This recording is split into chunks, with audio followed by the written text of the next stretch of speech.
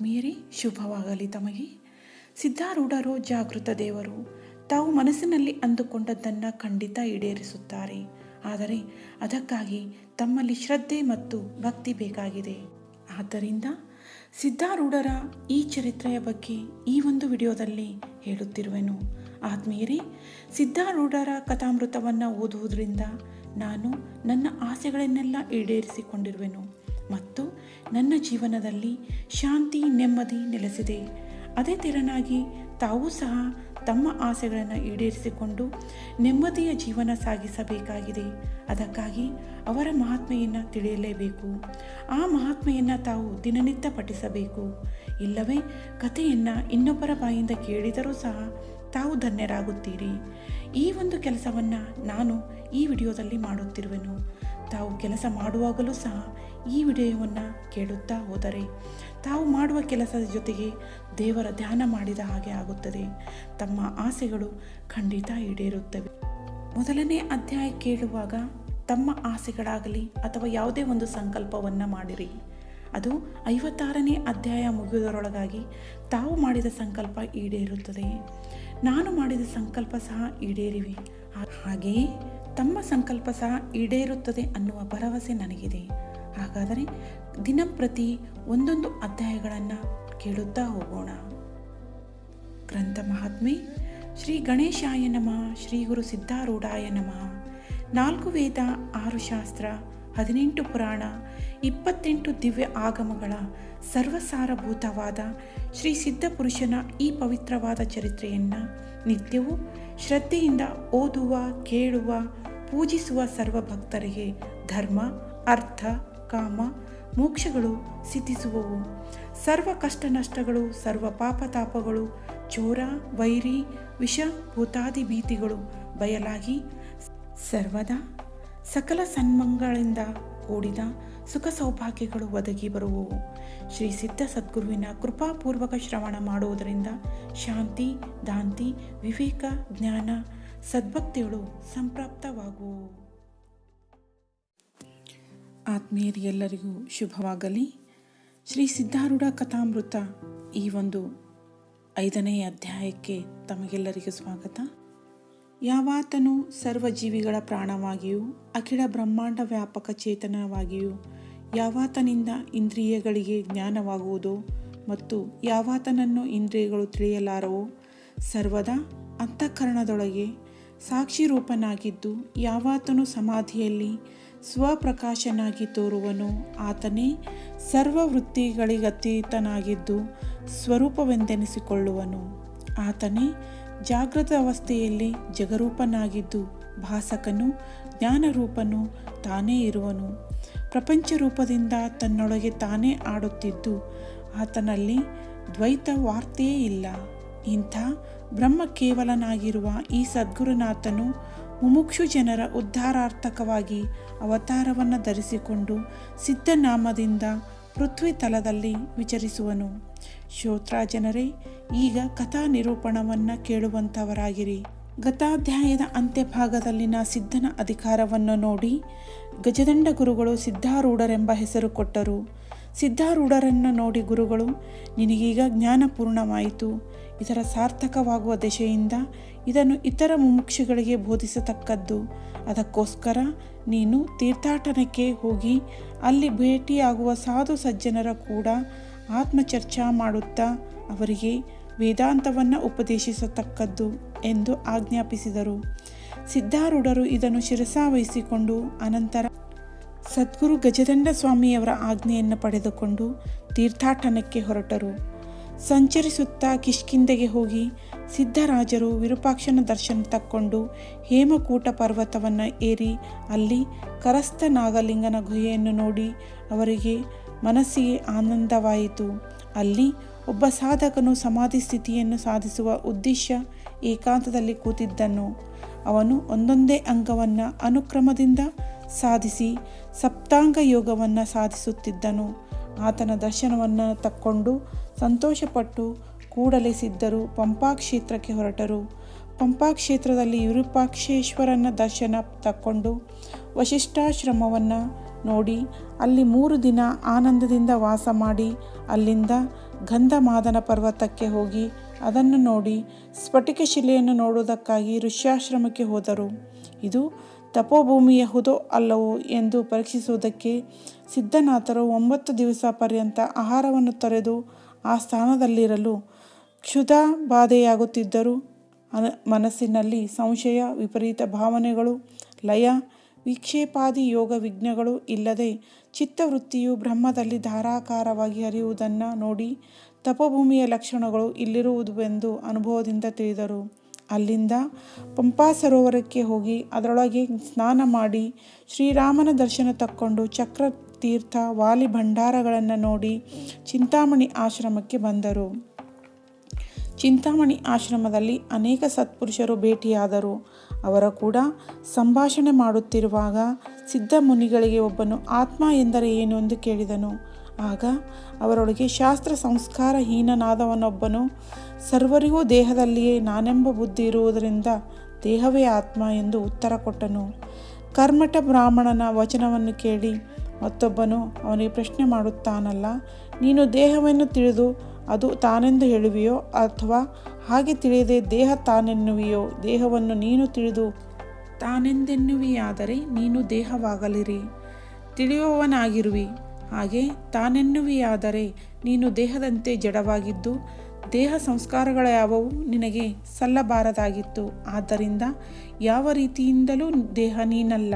ಇದನ್ನು ಕೇಳಿ ಆತನು ನಿರುತ್ತರನಾದನು. ಆಗ ಮೂರನೆಯವನು ಆತ್ಮಾಜ್ಞಪ್ತಿ ಮಾತ್ರನಾದ್ದರಿಂದ ಅಜ್ಞಪ್ತಿ ರೂಪ ಶರೀರವು ಆತನಿಗೆ ಭಿನ್ನವಿರುವುದು ಎಂದು ನುಡಿದನು.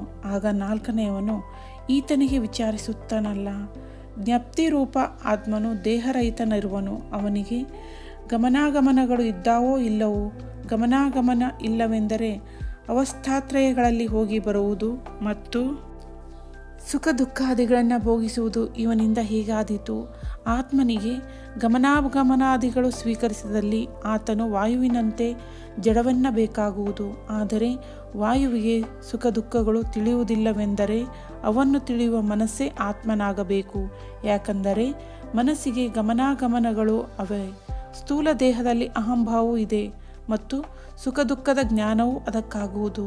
ಆದ್ದರಿಂದ ಮನಸ್ಸೇ ಆತ್ಮನೆಂಬುದು ನಿಶ್ಚಯವು. ಇದನ್ನು ಕೇಳಿ ಬೌದ್ಧ ಸಂಪ್ರದಾಯಕನು ಅನ್ನುತ್ತಾನೆ, ಬುದ್ಧಿ ಕರ್ತನಿಲ್ಲದಿದ್ದರೆ ಮನೋರೂಪಕರಣವನ್ನು ಯಾರು ಪ್ರೇರೇಪಿಸುವರು? ಬುದ್ಧಿಯೇ ಎಲ್ಲ ಕಾರ್ಯಗಳ ಕರ್ತವಾಗಿರುವುದರಿಂದ ಬುದ್ಧಿಯೇ ಆತ್ಮ. ಆಗ ಭಟ್ಟಾಚಾರ್ಯನ ಶಿಷ್ಯನ ಅನ್ನುತ್ತಾನೆ, ಬುದ್ಧಿಯು ನಿದ್ರಾಕಾಲದಲ್ಲಿ ಲಯ ಹೊಂದುವುದು ಮತ್ತು ಆನಂದ ಮಾತ್ರ ಉಳಿಯುವುದು. ಆದ್ದರಿಂದ ಆನಂದವೇ ಆತ್ಮ. ಇದನ್ನು ಕೇಳಿ ಶೂನ್ಯವಾದಿಯು ನಿದ್ರಾಕಾಲದಲ್ಲಿ ನಮಗೇನೂ ಕಾಣುವುದಿಲ್ಲ, ಆದ್ದರಿಂದ ಆತ್ಮನು ನಾಸ್ತಿ ರೂಪನಿದ್ದಾನೆ ಎಂದು ಅಂದದ್ದು ಕೇಳಿ ಸಿದ್ಧಾರೂಢರು ಆತನಿಗೆ, ಆ ನಾಸ್ತಿತ್ವವನ್ನು ನೀನು ತಿಳಿದು ಹೇಳುತ್ತೀಯೋ ತಿಳಿಯದೆ ಹೇಳುವೆಯೋ? ಶೂನ್ಯವಾದಿಯೇ ಹೇಳು. ನಾಸ್ತಿ ತಿಳಿದು ಹೇಳುತ್ತಿರುವೆಯಾದರೆ ಅದನ್ನು ತಿಳಿಯುವ ನೀನು ಆಸ್ತಿ ರೂಪನಿದ್ದೀಯಲ್ಲ. ಆತ್ಮನು ಅಸ್ತಿತ್ವದ ಕಣಿ ಎಂದು ಶ್ರುತಿ ಹೇಳುವುದು, ಅರ್ಥಾತ್ ಬ್ರಹ್ಮನೂಪನಿರುವನು ಎಂದು ಹೇಳಿದರು. ಆಮೇಲೆ ಪ್ರಾರಬ್ಧವಾದಿಯು ಅನ್ನುತ್ತಾನೆ, ಆತ್ಮಜ್ಞಾನಿಗಾದರೂ ಪ್ರಾರಬ್ಧವು ಬಿಡುವುದಿಲ್ಲ, ಕರ್ಮಾನುಸಾರ ಸುಖ ದುಃಖ ಕೊಡುವುದು. ಇದನ್ನು ಕೇಳಿ ಸಿದ್ಧಾರೂಢರು ಅನ್ನುತ್ತಾರೆ, ಸುಖ ದುಃಖಗಳು ನೀನು ವಿಷಯಾತ್ಮಕ ಅನ್ನುವಿಯೋ ಮನೋವೃತ್ತಿ ರೂಪ ಎಂದು ಹೇಳುತ್ತೀವಿಯೋ? ಪ್ರಥಮ ವಿಕಲ್ಪವನ್ನು ಸ್ವೀಕರಿಸಿದರೆ ಅದು ಪೂರ್ಣ ಅಸಂಭವವಾಗುವುದು. ಯಾಕೆಂದರೆ ವಿಷಯ ಒಂದೇಯಾದರೂ ಕಾಲ, ಸ್ಥಿತಿ, ವ್ಯಕ್ತಿಗನುಸರಿಸಿ ಅದರೊಳಗೆ ಭೇದಗಳು ಸಿದ್ಧಿಸುತ್ತವೆ. ಪುರುಷನು ನಿರೋಗಿ ಇರುವಾಗ ಯಾವ ವಿಷಯದಲ್ಲಿ ಸುಖ ತೋರುವುದೋ ಅದರಲ್ಲೇ ರೋಗ ಸಮಯದಲ್ಲಿ ಆತನಿಗೆ ದುಃಖ ಕಾಣುವುದು. ಆದ್ದರಿಂದ ಸುಖ ದುಃಖಗಳು ವಿಷಯಾತ್ಮಕವಲ್ಲ, ಅವು ಮನೋವೃತ್ತಿ ರೂಪ. ಎಂದರೆ ಮನಸ್ಸಿನ ಧರ್ಮ ಮನಸ್ಸಿಗೆ ಬಾಧಿಸಬಾರದು. ಏಕೆಂದರೆ ಅಗ್ನಿ ಧರ್ಮವಾದ ಉಷ್ಣತೆಯು ಅಗ್ನಿಗೆ ತಾಪ ಕೊಡಲಾರದು. ಅದಕ್ಕೆ ಆ ವಾದಿಯು ಸುಖ ದುಃಖಗಳು ಮನಸ್ಸಿನ ಧರ್ಮಗಳಿದ್ದು ಅವು ಆತ್ಮನನ್ನು ಯಾಕೆ ಬಾಧಿಸಬಾರದು ಎಂದು ಕೇಳಿದ್ದಕ್ಕೆ ಸಿದ್ಧರಾಜರು ಅಂದದ್ದು, ಸುಪ್ತಿ ಸಮಾಧಿಗಳಿಗೆ ಆತ್ಮನಿರುವನು, ಆದರೆ ಇಲ್ಲಿ ಮನಸ್ಸಿನ ಪ್ರವೇಶವಿಲ್ಲ. ಆದ್ದರಿಂದ ಮನಸ್ಸಿನ ಈ ಧರ್ಮಗಳು ಆತ್ಮಜ್ಞಾನಿಗೆ ಬಾಧಿಸಲಾರವು. ಆಗ ವಾದಿಯು ಅನ್ನುತ್ತಾನೆ, ನಭುಕ್ತಂ ಕ್ಷೀಯತೆ ಕರ್ಮ ಎಂದು ಶ್ರುತಿ ವಚನ ಇರುವಾಗ ಇದು ಜ್ಞಾನಿಗಳ ಸಂಬಂಧ ಅಪ್ರಮಾಣವಾಗುವುದಲ್ಲ ಎಂದು ಹೇಳಿದ್ದಕ್ಕೆ ಸಿದ್ಧರು, ಈ ವಾಕ್ಯವು ಜ್ಞಾನಶೂನ್ಯರಾದ ಪಾಮರ ಜನರ ಸಲುವಾಗಿ ಕರ್ಮಭಯ ಹಾಕುವುದಕ್ಕಾಗಿ ಇರುವುದು. ಜ್ಞಾನಿಗಳಿಗೆ ಇದು ಸರ್ವಥಾ ಅಪ್ರಮಾಣವೇ ಸರಿ ಎಂದು ಅನ್ನಲು ಸರ್ವರಿಗೂ ಆನಂದವಾಗಿ ಸಿದ್ಧಾರೂಢರು ಧನ್ಯರು ಧನ್ಯರು ಎಂದು ಚಪ್ಪಾಳೆಗೈದರು. ಆ ದಿನ ಅಲ್ಲೇ ಇದ್ದು ಎರಡನೇ ದಿನ ಸಿದ್ಧನಾಥರು ತಿರುಪತಿ ಕ್ಷೇತ್ರಕ್ಕೆ ಹೋಗಿ ಶ್ರೀ ವೆಂಕಟೇಶನ ದರ್ಶನವನ್ನು ತಕ್ಕೊಂಡರು. ಅಲ್ಲಿಂದ ಮುಂದೆ ದಾರಿ ನಡೆಯುತ್ತಾ ಹೋಗುವಾಗ ದೇಹಕ್ಕೆ ದುಃಖಾದಿಗಳಿಂದ ಬಾಧೆಯಾದರೂ ಸಿದ್ಧಾರೂಢರು ಸ್ವಲ್ಪವಾದರೂ ಬ್ರಹ್ಮಚಿಂತನದಿಂದ ಚಲಿಸಲಿಲ್ಲ. ದೇಹದ ಮೇಲೆ ಒಂದು ಸಣ್ಣ ವಸ್ತ್ರ, ಭಿಕ್ಷಕ್ಕೆ ಕರತಲವೇ ಪಾತ್ರೆ, ಶಯ್ಯೆಗೆ ಭೂಮಿ ಮಾತ್ರವೇ ಇರುತ್ತಿತ್ತು. ಜನರು ಈತನು ಉನ್ಮತ್ತನಿದ್ದಾನೆಂದು ಆತನಿಗೆ ಕಲ್ಲು ಒಗೆಯುತ್ತಿದ್ದರು. ಕೆಲವರು ಇವನು ರೋಗದಿಂದ ಅಶಕ್ತನಾಗಿರುವನೆಂದು ಇವರನ್ನು ಸಮೀಪ ಬರಗೊಡುತ್ತಿದ್ದಿಲ್ಲ. ಈತನ ಕುಲ ಗೊತ್ತಿಲ್ಲ ಎಂದು ಇವರ ಸಂಸರ್ಗವನ್ನೆಲ್ಲ ಬಿಟ್ಟು ಬಿಡುತ್ತಿದ್ದರು. ಉತ್ತಮ ಅಧಿಕಾರಿಗಳ್ಯಾರಾದರೂ ಭೇಟಿಯಾದರೆ ಈತನು ಜ್ಞಾನಿ ಇರುವನೆಂದು ತಿಳಿಯುವರು. ಇವರ ನಿಸ್ಪೃಹ ವೃತ್ತಿ ಕಂಡು ಇವನು ಬ್ರಹ್ಮವೆತ್ತನೆಂಬುದರಲ್ಲಿ ಸಂಶಯವಿಲ್ಲ. ಇವನ ಉಪಚಾರ ಮಾಡಿ ನಾವು ಧನ್ಯರಾಗಬೇಕೆಂದು ಸಿದ್ಧನನ್ನು ಮನೆಗೆ ಕರೆಕೊಂಡು ಹೋಗಿ ಕೆಲವರು ಸ್ನಾನಾದಿ ಉಪಚಾರಗಳಿಂದ ಪೂಜಿಸುತ್ತಿದ್ದರು. ಹೀಗೆ ಸಿದ್ಧರು ಸಂಚಾರ ಮಾಡುತ್ತಾ ಶಿವಕಂಚಿಗೆ ಹೋಗಿ ಪರಶಿವನನ್ನು ಕಂಡು ಅಲ್ಲಿಂದ ವಿಷ್ಣು ಕಂಚಿಗೆ ಹೋಗಿ ವರದರಾಜನನ್ನು ನೋಡಿದರು. ದಾರಿಯಲ್ಲಿ ಒಬ್ಬ ಬ್ರಾಹ್ಮಣನು ಇವರನ್ನು ನೋಡಿ ಈತನು ಜಡಭರತನಂಥ ಬ್ರಹ್ಮವೆತ್ತನಿರಬೇಕು ಎಂದು ಅಂದುಕೊಂಡು ಸ್ವಾಮಿಯವರ ನಿಸ್ಪೃಹ ವೃತ್ತಿ ಮತ್ತು ಉನ್ಮತ್ತಚರ್ಯೆಯನ್ನು ಕಂಡು ಇವರನ್ನು ಪೂಜಿಸಬೇಕೆಂದು ಹಸ್ತಗ್ರಹಣ ಮಾಡಿ ಸಿದ್ಧರನ್ನು ಮನೆಗೆ ಕರೆಕೊಂಡು ಬಂದರು. ಇವರ ಪೂಜೆಯಿಂದ ಮಹಾಫಲ ಉಂಟಾಗುವುದೆಂದು ಆ ಬ್ರಾಹ್ಮಣನು ಸಿದ್ಧಾರೂಢರಿಗೆ ಯೋಗ್ಯವಾದ ಆಸನವನ್ನು ಕೊಟ್ಟು ಸದ್ಭಾವದಿಂದ ಷಡಶೋಪಚಾರ ವಿಧಿದತ್ತವಾಗಿ ಪೂಜೆ ಮಾಡಿದನು. ಆಮೇಲೆ ಸಮ್ಮುಖದಲ್ಲಿ ನಿಂತು ಕೈಜೋಡಿಸಿ ನಯನುಡಿಗಳಿಂದ ಬ್ರಹ್ಮವೇತ್ತನ ಪೂಜಾ ದರ್ಶನಾದಿಗಳಿಂದ ತತ್ಕಾಲ ಫಲ ಉಂಟಾಗುವುದು ಎಂದು ನುಡಿದನು. ಆಗ ಸಿದ್ಧ ಸದ್ಗುರುನಾಥರು, ನೀನು ಯಾರು ಇದ್ದೀ, ಸತ್ಯವಾಗಿ ಹೇಳು ಎಂದು ಹೇಳಿದ್ದಕ್ಕೆ ಆತನು, ಈ ದೇಹ ಏನು ಕಾಣುವುದೋ ಅದೇ ನಾನು ಅಂದರು. ಅದಕ್ಕೆ ಸದ್ಗುರುಗಳು, ಪಂಚಭೂತಾತ್ಮಕವಾದ ಈ ದೇಹವನ್ನು ಅವುಗಳಿಗೆ ಹಂಚಿಕೊಟ್ಟ ಮೇಲೆ ನೀನು ಉಳಿಯುವಿ. ಆಗ ನೀನು ಯಾರು ಎಂದು ಕೇಳಲು ಬ್ರಾಹ್ಮಣನು, ಪ್ರಾಣ ಬುದ್ಧಿಗಳ ಸಮೇತ ಅನೇಕ ಲೋಕಗಳಲ್ಲಿ ಸಂಚರಿಸುವವನೇ ನಾನು ಎಂದು ಉತ್ತರ ಕೊಟ್ಟನು. ಆಮೇಲೆ ಸದ್ಗುರುನಾಥರು, ಸುಪ್ತಿಯೊಳಗೆ ಬುದ್ಧಿಯು ಲಯ ಹೊಂದುವುದು, ಆಗ ನೀನ್ಯಾರು ಇರುತ್ತಿ ಎಂದು ಕೇಳಿದ್ದಕ್ಕೆ ನಾನರಿಯೇನು ಎಂದು ಬ್ರಾಹ್ಮಣನು ಉತ್ತರ ಕೊಟ್ಟನು. ಹಾಗೆ ಸಿದ್ಧಾರೂಢರು, ಹೇ ವಿಪ್ರನೇ, ನಾನು ತಿಳಿಯಲಾರೆ ಎಂಬುದನ್ನು ನೀನು ನಿಶ್ಚಯವಾಗಿ ತಿಳಿಯುತ್ತಿ, ಆದರೆ ಅನ್ನಲಾರೆ. ಈ ಜ್ಞಾನರೂಪನೇ ನೀನಿದ್ದಿ ಎಂದು ನುಡಿದಾಕ್ಷಣ ಗುರುಗಳ ಕೃಪಾಬಲದಿಂದ ಆ ಜ್ಞಾನರೂಪವನ್ನು ಆ ಬ್ರಾಹ್ಮಣನ ಅನುಭವಕ್ಕೆ ತಂದು ಅನ್ನುತ್ತಾನೆ. ಮಹಾತ್ಮರ ದರ್ಶನವು ನನಗೆ ದುಷ್ಟ ಫಲದಾಯಕವಾಯಿತು ಎಂದು ಸಿದ್ಧಾರೂಢರ ಚರಣಕ್ಕೆರಗಿದನು. ಅನಂತರ ಸಿದ್ಧರು ಅಲ್ಲಿಂದ ಹೊರಟು ಸಂಚಾರ ಮಾಡುತ್ತಾ ಚಿದಂಬರಕ್ಕೆ ಬಂದು ಅಲ್ಲಿಯ ರಹಸ್ಯ ಸ್ಥಾನವನ್ನು ಕಂಡರು. ಅಲ್ಲಿಂದ ಮುಂದೆ ಹೋಗುವಾಗ ಮಳೆಗಾಲವಿದ್ದು ಮಳೆಯೇ ಅವರಿಗೆ ಸ್ನಾನ ಮಾಡಿಸುತ್ತಿತ್ತು. ಸೂರ್ಯಕಿರಣಗಳೇ ಮೈ ಒಣಗಿಸುತ್ತಿದ್ದವು. ತಾವೇನು ಯತ್ನ ಮಾಡುತ್ತಿದ್ದಲ್ಲ. ಜನರೇ ಅನ್ನ ಕೊಟ್ಟು ದೇಹ ರಕ್ಷಿಸಬೇಕು. ದೇಹ ಚಿಂತೆ ಎಂಬುದು ಅವರಿಗೆ ಮನವರಿಕೆಯೇ ಇದ್ದಿದ್ದಿಲ್ಲ. ಯಾರು ಪೂಜಿಸಿದರೂ ಯಾರು ಹೊಡೆದರೂ ಅವರು ಸಮಾನ ಭಾವದಿಂದಿದ್ದರು. ಕುಂಭಕೋಣ ಕ್ಷೇತ್ರದಲ್ಲಿ ಕುಂಬೇಶ್ವರನ ದರ್ಶನ, ತಂಜಾವೂರಲ್ಲಿ ತಂಜೇಶ್ವರನ ದರ್ಶನ ಮಾಡಿಕೊಂಡು ಶ್ರೀರಂಗ ಕ್ಷೇತ್ರದ ಕಡೆಗೆ ಸಿದ್ಧರು ಹೋದರು. ದಾರಿಯಲ್ಲಿ ಒಕ್ಕಲಿಗನು ಸಿದ್ಧರಿಗೆ ಕೇಳುತ್ತಾನೆ, ನೀನು ಶವದಂತೆ ಕಾಣಿಸುವಿ, ಆದರೆ ವಾಯುವೇಗದಿಂದ ನಡೆಯುತ್ತಿ. ನೀನು ಪುಷ್ಟನಿದ್ದರೆ ಹೇಗೆ ಓಡುತ್ತಿದ್ದಿ? ಅದಕ್ಕೆ ಸಿದ್ಧರು, ಅನ್ನದಿಂದ ಶಕ್ತಿ ಬರುವುದಿಲ್ಲ, ನಿರಂತರ ಬ್ರಹ್ಮಾಕಾರ ಮನೋವೃತ್ತಿ ಇರುವುದರಿಂದ ಶಕ್ತಿ ಬರುವುದು ಎಂದು ಹೇಳಿ ಮುಂದೆ ನಡೆದರು. ಶ್ರೀರಂಗನ ದರ್ಶನವನ್ನು ತಕ್ಕೊಂಡು ಸಿದ್ಧರು ಜಂಬುಕೇಶ್ವರಕ್ಕೆ ಬಂದು ಅಲ್ಲಿಂದ ಮೀನಾಕ್ಷಿ ದರ್ಶನ ಮಾಡಿ ಮಥುರಾ ಕ್ಷೇತ್ರಕ್ಕೆ ಬಂದು ಗುಡಿಯಲ್ಲಿ ಪ್ರವೇಶಿಸಿದಾಗ ಒಬ್ಬ ಬ್ರಾಹ್ಮಣನು ಬಂದು, ನೀನು ಚಾಂಡಾಲನು, ದೇವಾಲಯದೊಳಗೆ ಪ್ರವೇಶಿಸಬೇಡ ಎಂದು ಪ್ರತಿಬಂಧಕ ಮಾಡಲು ಸಿದ್ಧರು, ನಿನ್ನೊಳಗೆ ಕ್ರೋಧ ಚಾಂಡಾಲನು ಪ್ರವೇಶಿಸಿರುವನು ಎಂದು ಅಂದದ್ದಕ್ಕೆ ಬ್ರಾಹ್ಮಣನು, ದಕ್ಷಿಣೆ ಕೊಟ್ಟರೆ ಒಳಗೆ ಬಿಡುವೆನು ಹೀಗಂದದ್ದು ಕೇಳಿ ಸಿದ್ಧರು, ನೋಡು, ಆಶಾ ಚಾಂಡಾಲನು ನಿನ್ನಲ್ಲಿ ಪ್ರವೇಶಿಸಿದನು ಎಂದು ಅವರು ಆ ಬ್ರಾಹ್ಮಣನು ನಿರಾಶವಾದುದನ್ನು ಮತ್ತೆ ನೋಡಿ ಸಿದ್ಧರು, ನೋಡು, ಸಂಕಲಿತ ಚಾಂಡಾಲನು ನಿನ್ನಲ್ಲಿ ಪ್ರವೇಶಿಸಿದನು. ಹೀಗೆ ಒಬ್ಬ ಚಾಂಡಾಲನನ್ನು ಹೊರಕ್ಕೆ ಕಳುಹಿಸಲಿಕ್ಕೆ ನೋಡಿ 3 ಮಂದಿ ಚಾಂಡಾಲರನ್ನು ಒಳಕ್ಕೆ ಕರಕೊಂಡಿ ಎಂದು ಸಿದ್ಧರಂದದ್ದು ಕೇಳಿ ಆ ಬ್ರಾಹ್ಮಣನು ಗಡಬಡಿಸಿ ಗಾಬರಿಯಾಗಿ ನಿನ್ನ ಕೂಡ ಮಾತನಾಡುತ್ತಾ ಇದ್ದು ನನ್ನ ಸ್ನಾನ ಸಂಧ್ಯಾದಿಗಳನ್ನು ಮರೆತೆನು ಎಂದನ್ನುವುದನ್ನು ಕೇಳಿ ಸಿದ್ಧರು, ಇಗೋ ಕರ್ಮಭ್ರಷ್ಟ ಚಾಂಡಾಲನು ಈಗ ನಿನ್ನಲ್ಲಿ ಪ್ರವೇಶಿಸಿದನು ಎಂದು ಅಂದರು. ಇದನ್ನು ಕೇಳಿ ಆ ಬ್ರಾಹ್ಮಣನು ಅನುತಾಪಯುಕ್ತನಾಗಿ, ತ್ರಾಹಿ ತ್ರಾಹಿ, ಅಪರಾಧವಾಯಿತು, ಮಹಾತ್ಮರಿಗೆ ಛಳನ ಮಾಡಿದೆನು ಎಂದು ನುಡಿದನು. ಸಿದ್ಧಾರೂಢರ ಚರಣಗಳಿಗೆರೆದನು. ಅನುತಾಪಯುಕ್ತನಾಗಿ ಬ್ರಾಹ್ಮಣನು ಎದ್ದು ಸಿದ್ಧರ ಆಜ್ಞೆ ಪಡಕೊಂಡು ತನ್ನ ಗೃಹಕ್ಕೆ ತೆರಳಿದನು.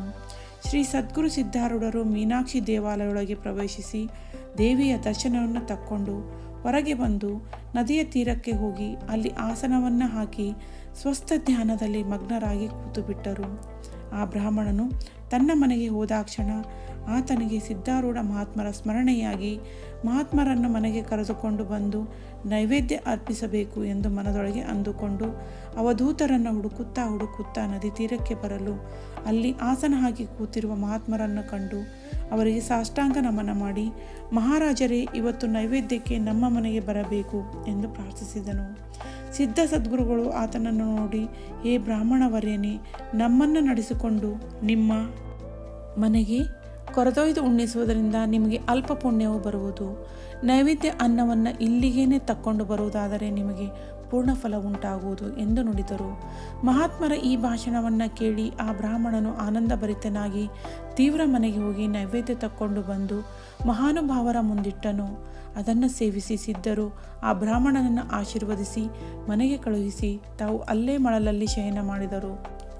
ಅಲ್ಲಿಂದ ಎದ್ದು ರಾಮೇಶ್ವರಕ್ಕೆ ಹೋಗಿ ಮುಂದೆ ರಾಮಝರಕೆಯಲ್ಲಿ ಒಬ್ಬ ಯೋಗೀಶ್ವರನನ್ನು ಕಂಡು ಅವನನ್ನು ಕುರಿತು, ಮಹನೀಯರೇ, ನಿಮಗೆ ಯಾವ ಅಂಗ ಸಿದ್ಧವಾಗಿದೆ ಎಂದು ಕೇಳಲು ಆತನು, ದೇಹಲಾಘತ್ವದಿಂದಲೂ ದೇಹಾರೋಗ್ಯದಿಂದಲೂ ಆಸನಾಂಗವೊಂದು ಸಿದ್ಧಿಸಿದೆ ಎಂದು ನಾನು ತಿಳಿಯುತ್ತೇನೆ ಅಂದನು.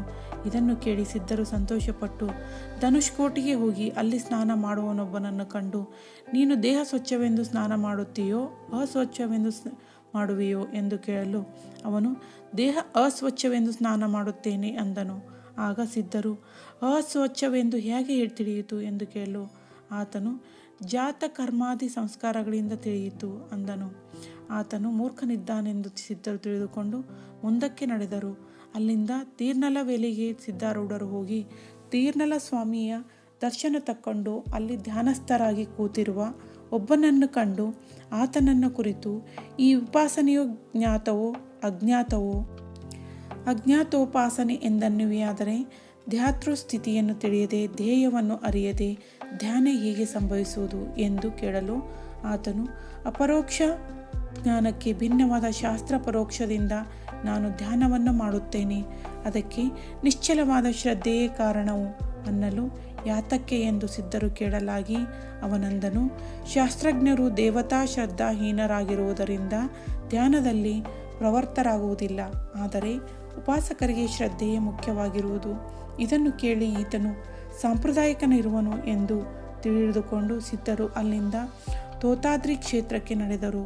ಅಲ್ಲಿ ನಾರಾಯಣ ಮೂರ್ತಿಯ ದರ್ಶನವನ್ನು ತಕ್ಕೊಂಡು ಮುಂದೆ ತಿರುಕರಾಯನ ದೇವಾಲಯದಲ್ಲಿ ಕಂಚಿ ನಾರಾಯಣ ದರ್ಶನವನ್ನು ತಕ್ಕೊಂಡು 9 ದಿನ ಸಿದ್ಧಾರೂಢರು ಅಲ್ಲೇ ಉಳಿದರು. ಅಲ್ಲಿ ಶಾಸ್ತ್ರಿಗಳು ಬಂದು ಸ್ವಾಮಿಯವರಿಗೆ ವಿಚಾರಿಸುತ್ತಾರಲ್ಲ, ನೀವು ಸ್ನಾನಾದಿ ಕರ್ಮಗಳನ್ನು ಯಾತಕ್ಕೆ ಮಾಡಲಲ್ಲಿರಿ ಎಂಬುದಕ್ಕೆ ಸಿದ್ಧಾರೂಢರು, ಕರ್ಮಾಚರಣೆಯನ್ನು ವಿಧಿಯುಕ್ತ ಮಾಡುವುದರಿಂದ ಅದು ಜೀವನವನ್ನು ಉತ್ತಮ ಲೋಕಕ್ಕೆ ಒಯ್ಯುವುದು. ಆದರೆ ಪುಣ್ಯಕ್ಷಯವಾದ ಕೂಡಲೇ ಆತನು ಪುನಃ ಕರ್ಮವಾಸನೆ ಹಿಡಿದು ಈ ಲೋಕಕ್ಕೆ ಬರುವನು. ಈ ಪ್ರಕಾರ ಅನೇಕ ಯಥಾಯತಿಗಳನ್ನು ಭೋಗಿಸಿ ಜೀವನು ಬಹಳ ತಾಪ ಹೊಂದಿ ಕರ್ಮಬಂಧನದಿಂದ ನಿವೃತ್ತಿಯಾಗುವ ಉಪಾಯವನ್ನು ಹುಡುಕುವನು. ಎಲ್ಲಿಯವರೆಗೆ ಜೀವನು ಕರ್ಮಕ್ಕೆ ಬೇಸರ ಪಡಲಿಲ್ಲ ಅಲ್ಲಿ ತನಕ ವೇದಗಳು ಆತನಿಗೆ ಕರ್ಮವನ್ನು ವಿಧಿಸುವು. ವೈರಾಗ್ಯಾಗ್ನಿಯು ಯಾವಾಗ ಪ್ರಜ್ವಲಿಸುವುದೋ ಆಗ ಶ್ರುತಿಗಳು ಆತನಿಗೆ ನಿವೃತ್ತಿಯನ್ನು ತೋರಿಸುವು. ಮುಮುಕ್ಷು ದಿಶೆಯಲ್ಲಿಯೇ ಕರ್ಮ ಬಿಟ್ಟಿರುವಾಗ ಸಿದ್ಧ ಸ್ಥಿತಿಯುಳ್ಳವನಿಗೆ ಈ ಪ್ರಶ್ನೆಯು ಸಲ್ಲದು ಎಂದು ಸಿದ್ಧರು ಉತ್ತರ ಕೊಡಲು ಶಾಸ್ತ್ರಿಗಳು ದೈನ್ಯ ಭಾವದಿಂದ ಸಿದ್ಧರಿಗೆ ನಮಸ್ಕರಿಸಿ ಸ್ವಸ್ಥಾನಕ್ಕೆ ತೆರಳಿದರು. ಹೀಗೆ ಎಲ್ಲೆಲ್ಲಿ ಸಿದ್ಧಾರೂಢರು ಹೋಗುವರು ಅಲ್ಲಲ್ಲಿ ಜನರಿಗೆ ವೇದಾಂತ ಮಾರ್ಗವನ್ನು ಉಪದೇಶಿಸುತ್ತಿದ್ದರು. ಸದ್ಗುರುನಾಥನು ದರ್ಶನ ಮಾತ್ರದಿಂದ ಜೀವನನ್ನು ಕರ್ಮಬಂಧನದಿಂದ ನಿರ್ಮುಕ್ತನನ್ನಾಗಿ ಮಾಡುವನು. ಜೀವರಿಗೆ ನಿರ್ಭಯವಾದಂಥ ಮಾರ್ಗವನ್ನು ಆತನು ತೋರಿಸುವನು. ಅದನ್ನು ಹಿಡಿದು ಅವರ ವಾಸನಾಕ್ಷಯವನ್ನು ಹೊಂದಿ ದುಃಖರಹಿತರಾಗುವರು. ಇಂತೆಂಬಲ್ಲಿಗೆ ಶ್ರೀ ಸಿದ್ಧಾರೂಢ ಕಥಾಮೃತದೋಳು ಶ್ರವಣ ಮಾತ್ರದಿಂದ ಸರ್ವ ಪಾಪಗಳನ್ನು ಭಸ್ಮ ಮಾಡುವಂಥ ಈ 5ನೇ ಅಧ್ಯಾಯವನ್ನು ಶ್ರೀ ಸದ್ಗುರು ಸಿದ್ಧಾರೂಢರ ಚರಣಾರವಿಂದಗಳಲ್ಲಿ ಶಿವದಾಸನು ಅರ್ಪಿಸಿರುವನು.